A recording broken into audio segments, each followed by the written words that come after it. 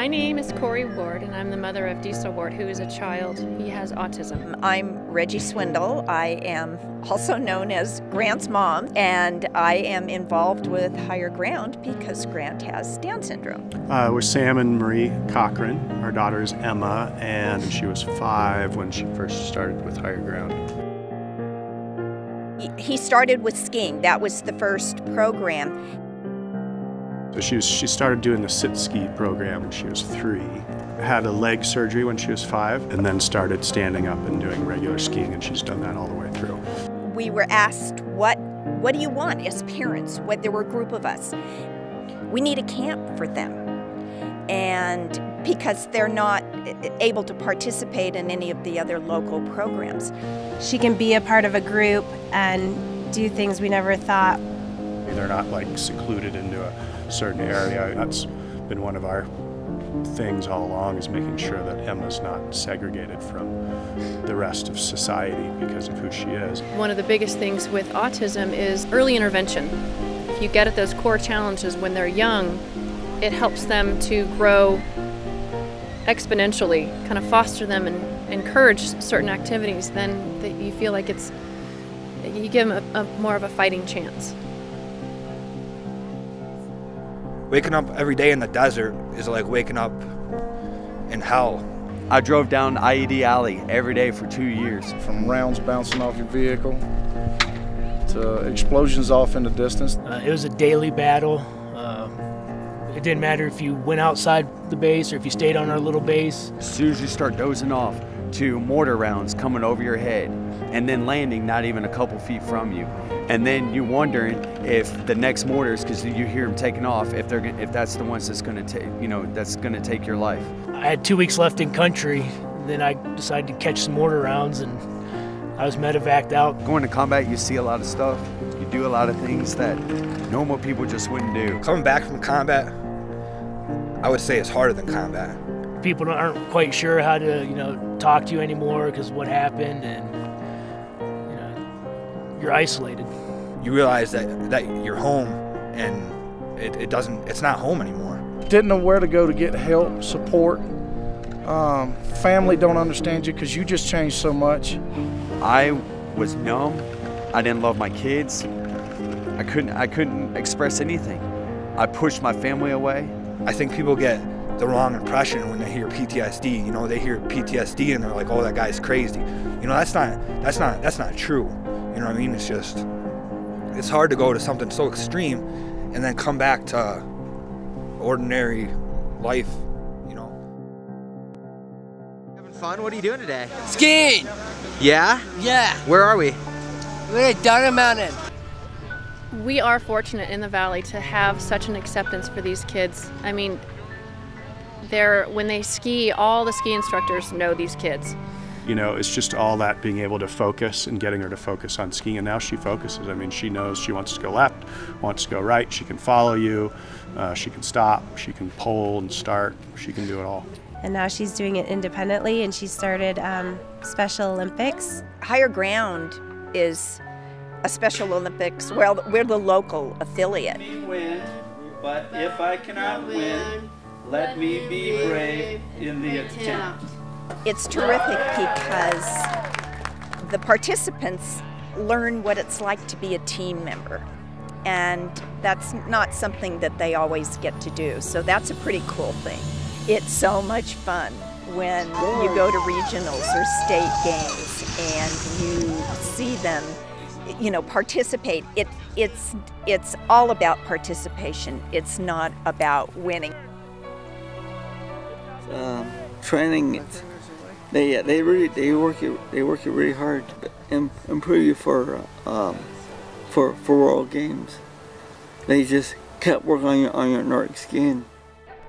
Yeah, well, when I first showed up, I didn't know what to expect, and anxiety comes with that. It's hard to have real fun, after war. They said you never run again, you never do this, you can't do that. I was really curious, coming here, especially trying to get back on the board again after, so many years off. Still pretty busted up, and I never thought in a million years I'd go snow skiing. Just from 1 minute thinking your entire life is taken from you, and then just slowly, bit by bit, you're starting to get stuff. These individuals here, they dedicate their own time, and it really means a lot to have them put forth the effort on teaching us a sport. It was just awesome. I had never skied a day in my life. And to sit here and put up with the guys who never skied before, I know it's got to be horrible. I know it can't be fun, but they're willing to stick by me and teach me that. That says a lot.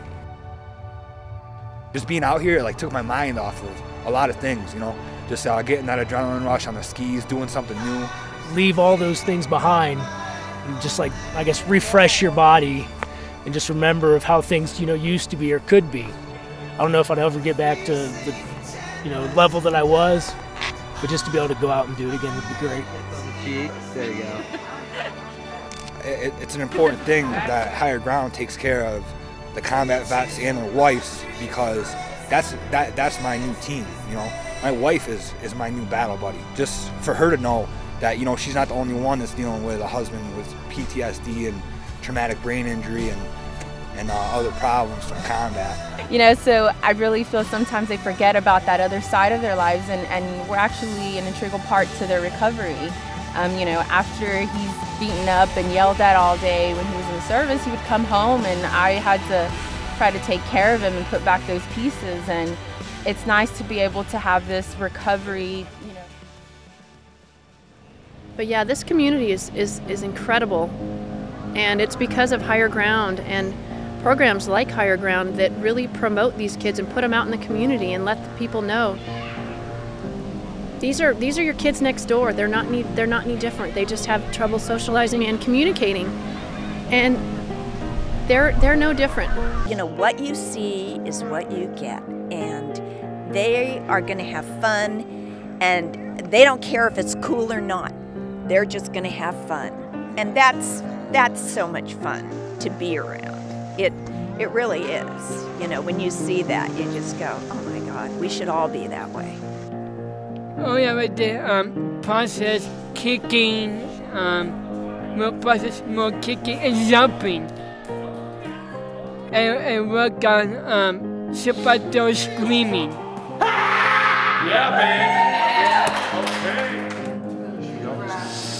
Get the belly breathing. For the future, we hope that she'll be able to live semi-independently as an adult, and I can't say that we thought that a few years ago, and Higher Ground has certainly played a part of that in that independence. It just opened my eyes and showed me that you can still go out and have fun. You can still go have a good time. You can let your guard down, and that's something that I had to come here to learn. Stay positive. Don't look back in the past. Don't look back at the negative things. Always look in the positive, and to love her unconditionally the same way. The work you guys do is huge for soldiers. I've learned so much, not just snowboarding, but about me being here. It's bonded us closer as a brotherhood, and it's bonded the spouses together as well, to know that we're all going through this together. The guys I met, the friends I made with you all and the other veterans, and skills for me and my wife to work on to try to make things better for us. Just get moved up to a higher ground, I guess. That there is, something to look forward to, and know that there's people out here that are willing to help, and that's awesome. It's amazing. It was freedom. That's the best way I can explain it. It's absolutely, in one word, amazing. It's something that I would cherish and take with me for the rest of my life. The personal thing I take away is, no matter what people tell you, you can still probably do it. Never give up.